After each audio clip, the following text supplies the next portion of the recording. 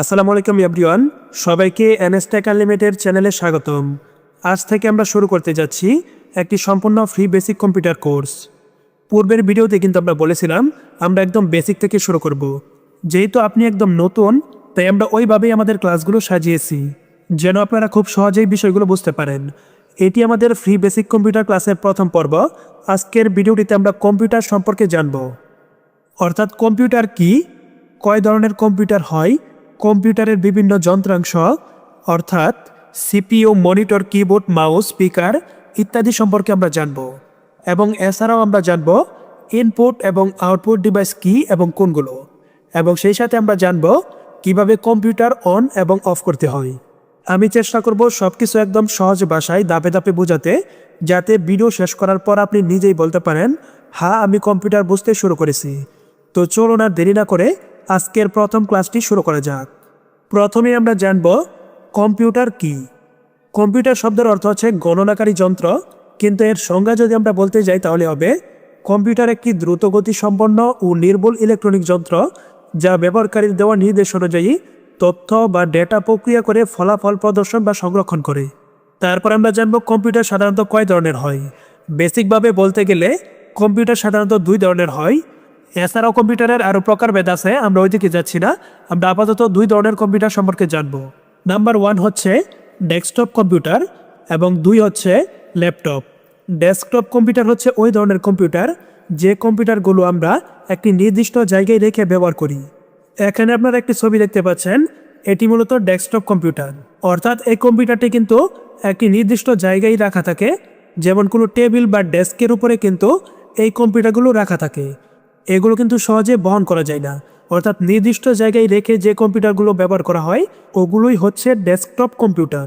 এই কম্পিউটারের বিভিন্ন অংশ থাকে, যেমন সিপিইউ, এটি হচ্ছে সিপিইউ, তারপর monitor, keyboard, mouse, speaker, printer এবং ইউপিএস থাকে।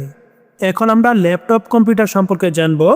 ল্যাপটপ কম্পিউটার হলো এমন একটি কম্পিউটার যেটা সহজে বহন করা যায় এবং যে কোনো জায়গায় ব্যবহার করা যায়। ল্যাপটপকে বলা হয় পোর্টেবল কম্পিউটার, কারণ এটাকে ব্যাগে নিয়ে বাসা, অফিস বা বাইরে সহজেই ব্যবহার করা যায়। ল্যাপটপ আপনি চাইলে দাঁড়িয়ে, বসে বা কোলে নিয়েও ব্যবহার করতে পারবেন, আবার শুয়েও ব্যবহার করতে পারবেন।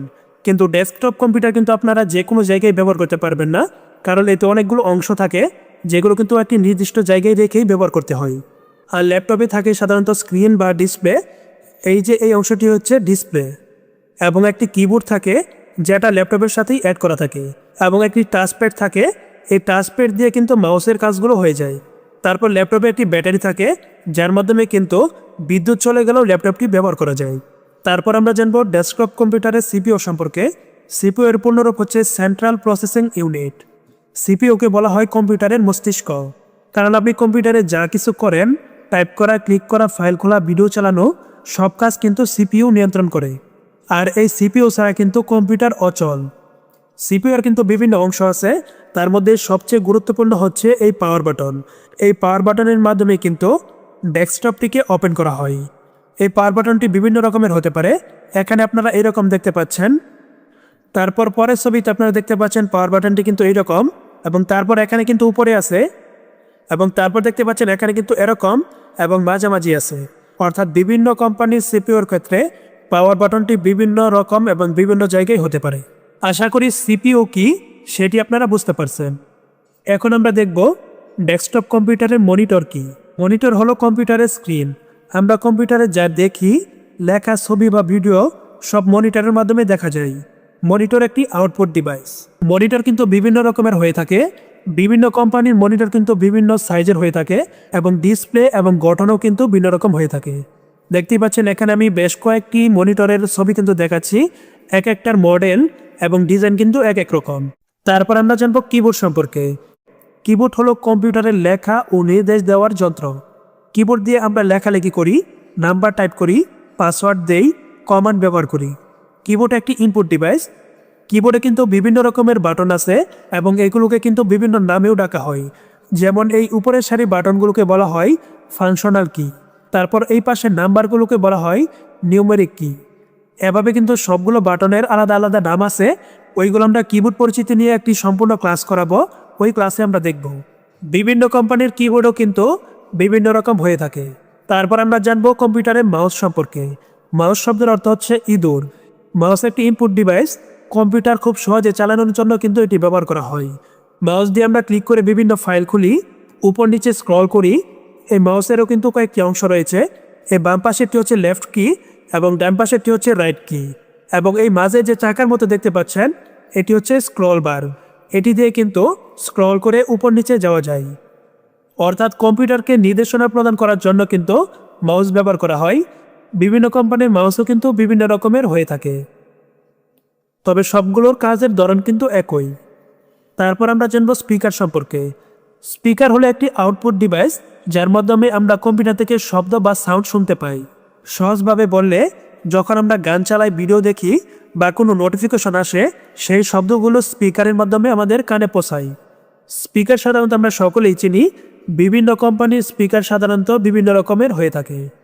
তারপর আমরা জানবো প্রিন্টার কি। প্রিন্টার হলো একটি আউটপুট ডিভাইস যার মাধ্যমে আমরা কম্পিউটারের ফাইল বা তথ্য কাগজে প্রিন্ট করতে পারি। সহজভাবে বললে, যখন আমরা কম্পিউটারে লিখি, ছবি বা ডকুমেন্ট বানাই, আর সেই ডিজিটাল তথ্যকে প্রিন্টারের মাধ্যমে বাস্তব কাগজে রূপান্তর করা যায়। এই প্রিন্টারও কিন্তু বিভিন্ন রকমের হয়ে থাকে। তারপর আমরা জানবো ইউপিএস সম্পর্কে। ইউপিএস হলো একটি বিদ্যুৎ ব্যাকআপ ডিভাইস যা কম্পিউটারকে বিদ্যুৎ চলে গেলে কিছু সময়ের জন্য চালু রাখে। অর্থাৎ ডেস্কটপ কম্পিউটার কিন্তু সরাসরি বিদ্যুতের মাধ্যমে চালাতে হয়। যদি কখনো বিদ্যুৎ চলে যায় এবং আপনি একটি নির্দিষ্ট কাজ করতে থাকেন, তখন যদি ওই কাজটি সেভ করা না থাকে, তাহলে বিদ্যুৎ চলে যাওয়ার সাথে সাথেই কিন্তু আপনার ওই ফাইল বা কাজটি কিন্তু হারিয়ে যাবে। তাই ডেস্কটপ ব্যবহারকারীর জন্য কিন্তু এই ইউপিএস কিন্তু খুবই গুরুত্বপূর্ণ। তারপর আছে রাউটার। এই রাউটারের কাজ কি, কী কাজে ব্যবহার করা হয়, সেটি আশা করি আপনারা সকলেই জানেন। আপনি যদি অনলাইনের কোনো কাজ করতে যান, আর সেটির জন্য কিন্তু ইন্টারনেট বাধ্যতামূলকভাবে প্রয়োজন পড়বে, আর সেই ইন্টারনেট সংযোগের জন্যই কিন্তু রাউটারের প্রয়োজন পড়ে। এখন আমরা একটি কম্পিউটারের ইনপুট এবং আউটপুট ডিভাইস সম্পর্কে জানব। প্রথমে আমরা জানব ইনপুট ডিভাইস সম্পর্কে। ইনপুট ডিভাইস হলো সেই যন্ত্র যার মাধ্যমে আমরা কম্পিউটারে তথ্য বা নির্দেশ দেই।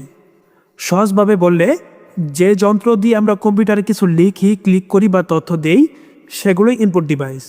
অর্থাৎ আমরা যে যন্ত্র ব্যবহার করে কম্পিউটারকে নির্দেশনা প্রদান করি, সেই যন্ত্রগুলোই হচ্ছে ইনপুট ডিভাইস।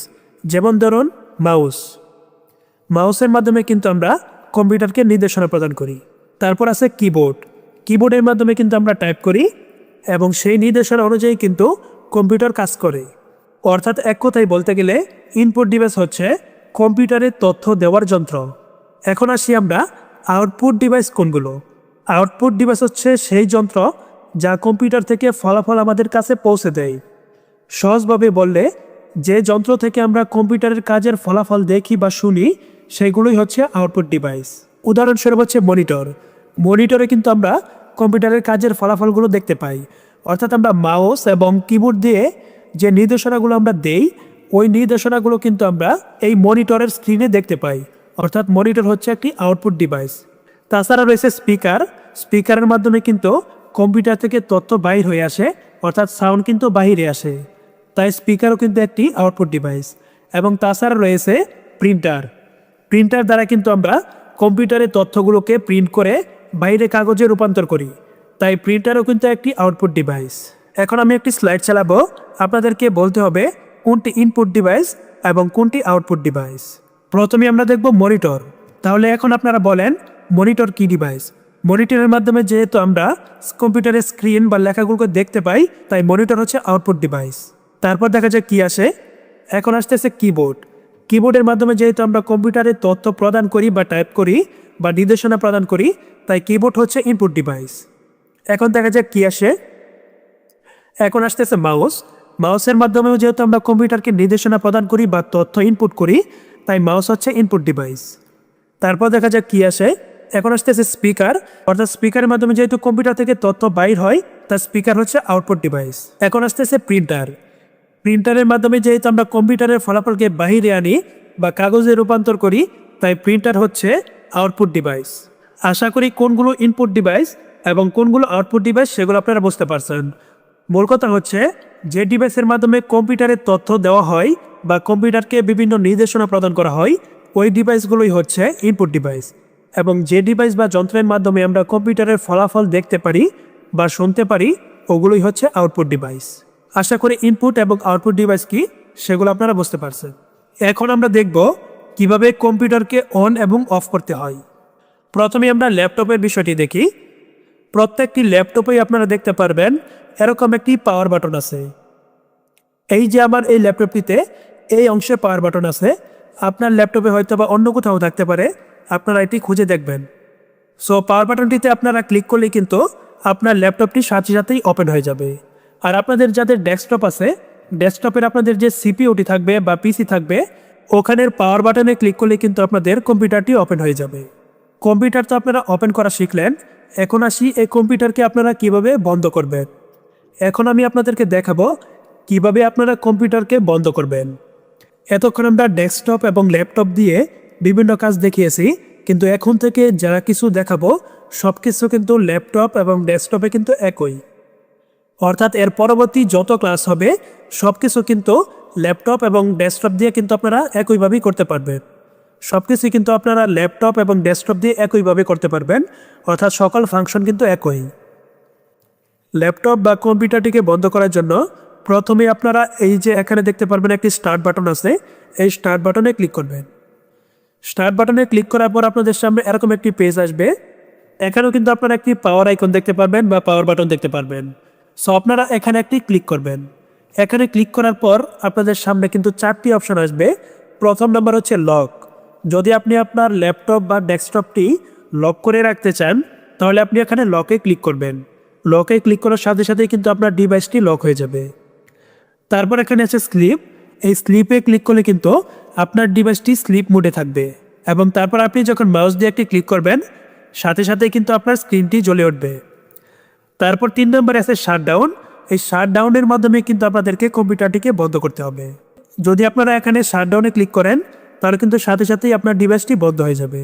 এবং তারপর 4 নম্বরে রয়েছে রিস্টার্ট বাটন। এই রিস্টার্টে ক্লিক করলে কিন্তু আপনার ডিভাইসটি বন্ধ হয়ে আবার অটোমেটিক চালু হবে।